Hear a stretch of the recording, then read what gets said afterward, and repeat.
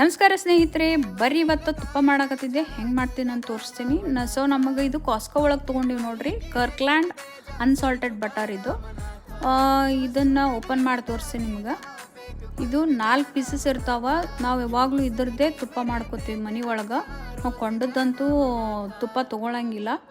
ಈ ಥರ ಇದು ಬಟ್ರ್ ತಂದು ನಾವು ಕಾಯಿಸ್ಕೊಂಡು ನಾವು ಮನೆ ಒಳಗೆ ತುಪ್ಪ ಮಾಡ್ಕೋತೀವಿ, ಯೂಸ್ ಮಾಡ್ಕೋತೀವಿ. ಸೊ ಇದನ್ನು ಎಲ್ಲ ಇವನ್ನ ತೆಗೆದು ಈಗ ಕುದಿಸಾಕಿಡ್ತೇನೆ ನೋಡ್ರಿ.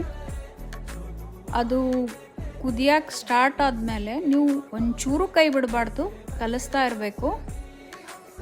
ಅದು ಫುಲ್ ಇದೆಲ್ಲ ಹೋಗಿ ಟ್ರಾನ್ಸ್ಪರೆಂಟ್ ಆಗ್ಬೇಕು ನೋಡ್ರಿ.